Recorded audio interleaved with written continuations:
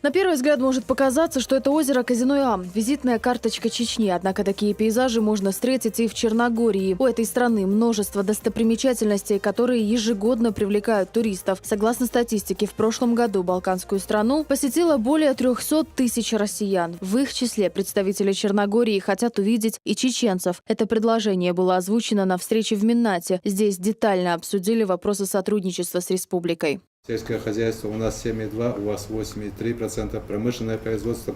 Все это сопоставимо. Единственное, Чеченская республика недопустимо отстает сфера услуг.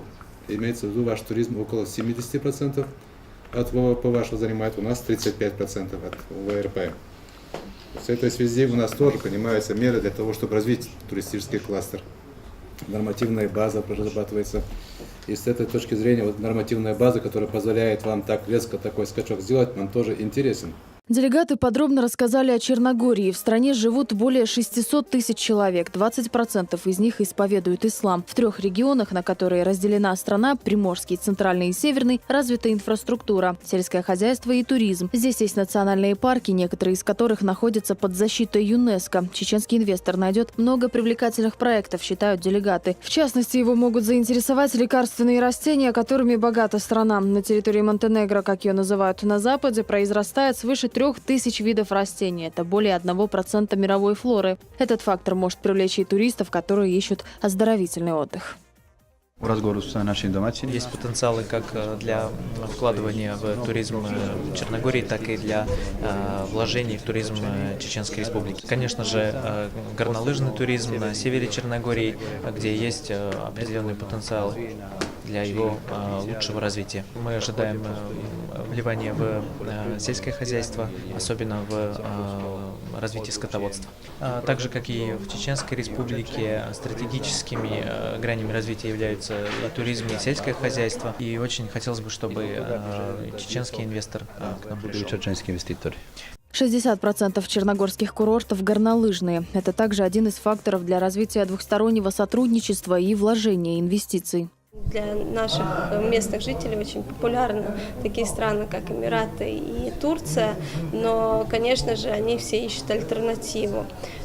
Черногория в данном случае очень хорошая альтернатива, потому что сочетание с прекрасным климатом и хорошими природными данными и схожесть культуры, они будут привлекать чеченского туриста на выезд. Я уверена, что те люди, которые отдыхают в Черногории, им будет очень интересно посетить Чеченскую республику. Затронули на встрече и вопросы образования. Появилось предложение начать обмен студентами. Более того, виза в страну не нужна.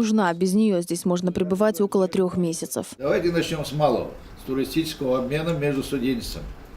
Вот если мы начнем, а у нас еще, кроме этого, есть техникум, колледжи. Ваши 3 группы прибывают самолетом, 3 группы убывают. Сокращение финансовых средств, но зато можно начать с малого, а потом уже пойти дальше. Далее вопросы экономического и культурного взаимодействия обсудили уже в парламенте, так как у Чеченской Республики есть опыт быстрого развития, с которым она может поделиться. Гости сообщили, что их задача – идти в ногу с быстро меняющимся миром и строить новые крепкие отношения с другими государствами. Хочу приветствовать наших дорогих гостей. Чеченская Республика, можно сказать, один из маленьких субъектов по территории Российской Федерации, но с очень большим опытом, опыт именно в борьбе против терроризма, опыт благодаря нашему главе Чеченской Республики Рамзану Ахматовичу Кадырову, восстановления республики после войн. Спасибо вам на гостеприимстве, которое было нам оказано. Наше большое желание иметь больше представления о Чеченской Республике и, конечно же, представить в хорошем свете Черногорию, для того, чтобы отношения между Чеченской Республикой и Черногорией поднять на новый уровень. Черногорцы и, в частности, россияне, испокон веков у них сложились братские хорошие отношения. Именно налаживание работы между государствами, между парламентариями приносит пользу именно, во-первых, народу, во-вторых, именно в целом стране. В мэрии балканских гостей принял Муслим Хучиев. Он рассказал, что сегодня Грозный – это город больших перспектив. В столице реализуются проекты на сумму 104 миллиарда рублей. Люди, которые были вынуждены уехать когда-то из республики, возвращаются. Мало было людей, у которых оставалась надежда, что когда-нибудь город Грозный восстановится. Ахмад Хаджи Кадыр был человек, который действительно первый озвучил силу, надежду, что хотя были много идей перенести город в другое место. Он первый, кто отстоял именно историческое место.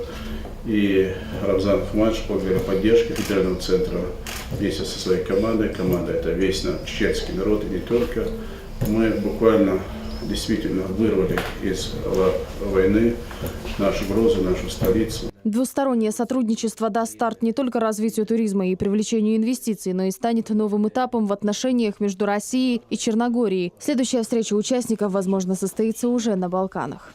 Луиза Хатуева, Луиза Баснукаева и Дени Хаухаров. Новости.